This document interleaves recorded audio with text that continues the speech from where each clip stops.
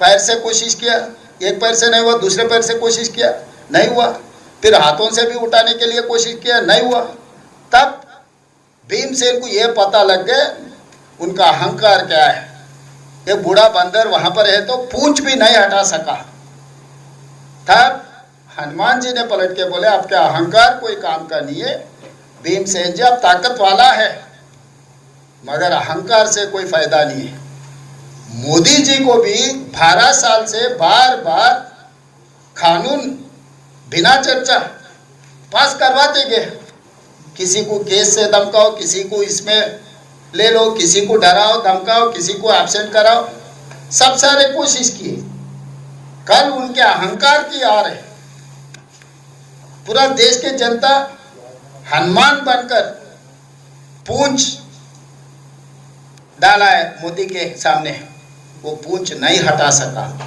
मोदी जी का अहंकार हार गए कल। तो इसीलिए इतिहास से कुछ सीखना है, इतिहास को पढ़ना है। मोदी जी रामायण महाभारत हमेशा पढ़ते रहता है, उसमें से हनुमान जी का भीमसेन का ताकतवर भीमसेन का अहंकार कैसे उतार दिए हनुमान ने, ये पढ़ लिए तो उनको कल का हार जीत, कल कानून क्या हुआ वो पता लग जाएंगे। 2026 की जातिगत जनगणना के बाद ये लागू करें, और आप कह रहे हैं कि 2011 से 26 से करना है तो तुरंत 1 साल के अंदर खत्म कर दो, मगर 26 के बाद जो भी उत्तर प्रदेश चुनाव में करना है तो 2011 का भी ले सकता है, क्योंकि 2009 में हम डिलिमिटेशन किए। उसी डिलिमिटेशन के आधार पर जब महिला आरक्षण लागू करना है तो उससे करो। सीट बढ़ाने के नाम पे आरक्षण हटाने का, संविधान बदलने का साजिश मत करो। इन लोगों का ultimate target is that they have failed in 2024, they have not got that 400, that is why they have not changed constitution, they have not deleted that reservation. तो इसीलिए दूसरे रूप में अभी आने के लिए कोशिश कर रहा है। मारीच ने आया था ना सीता माँ को उठाने के लिए, ये मोदी जी भी अभी संविधान को उठाने के लिए, ये पूरा भारतीय जनता पार्टी एनडीए ने कोशिश कर रहा है। वो कोशिश तो कामयाब नहीं होने देंगे हम सब मिलके। कैबिनेट मीटिंग ली, उसमें ये सूत्रों के हवाले से खबर आ रही है कि उन्होंने कहा कि इंडिया गठबंधन ने गलती की है, महिला आरक्षण बिल को हरा के, और देश की महिलाएं आपको सबक सिखाएंगी, बीजेपी गांव-गांव जाके इसका प्रचार करेगी। तो आपको तो महाभारत में पता है शकुनी ने क्या कहा। तो शकुनी को अभी सच बोलने का इरादा ही नहीं है, सच पहचान का इरादा ही नहीं है। एनडीए का भी वैसा ही है, उनका गलती, उनका नाकामयाबी हमारे ऊपर डालने के लिए कोशिश करे। उसके बारे में हम ज़्यादा ध्यान नहीं देना चाहता है। देश को हम बचा दिए, देश के जनता इकट्ठा होकर देश को बचाए। अब आगे महिला आरक्षण लागू करने के लिए क्या कार्रवाई करना है उसके बारे में चर्चा की तो कैबिनेट के लिए अच्छा है। कैबिनेट कांग्रेस पार्टी और इंडिया अलायंस को गाली देने के लिए कैबिनेट का कोई ज़रूरत नहीं है। गली गली में तो वही काम कर रहा है इन लोग। सो हम लोग सड़क से लेकर संसद तक ऐसे गलत कानून बनाए तो हम लोग पूरा हरा देंगे।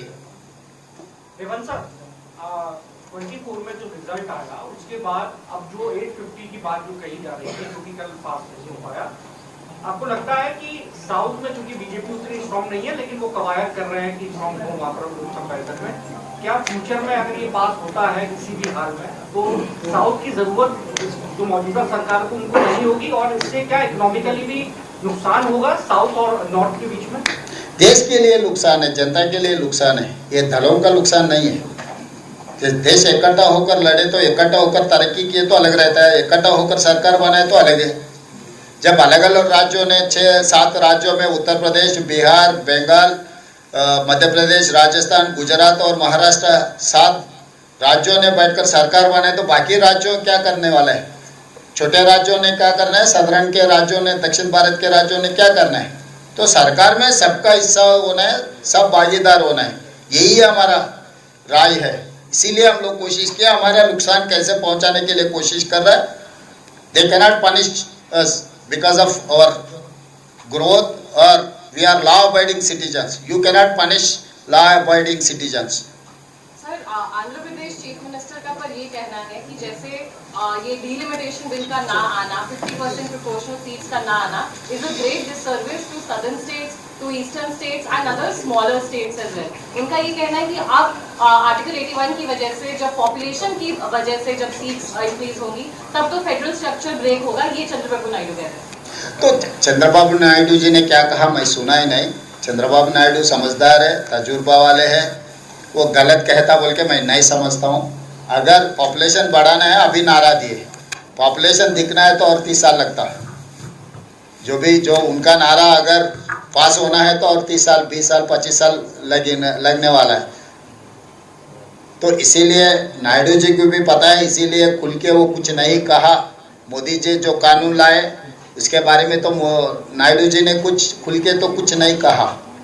तो समझदार को इशारा काफ़ी है, उससे ज़्यादा मैं नहीं कह सकता हूँ। But if you go by the 50 census, South will lose the seats. If you go by the 50% formula, South may get good seats. This is the.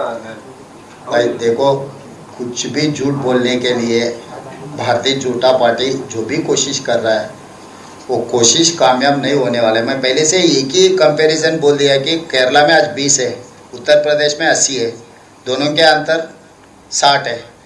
कल 50% बढ़ रहा है तो केरला ने 30 बन जाएंगे, उत्तर प्रदेश तो 120 बन जाएंगे, दोनों के अंतर 90। तो यहाँ सीधा सीधा परसेंटेज, अरे परसेंटेज वाजपेयी वोट परसेंटेज से आ रहा है ना, ये वोट से हार गए।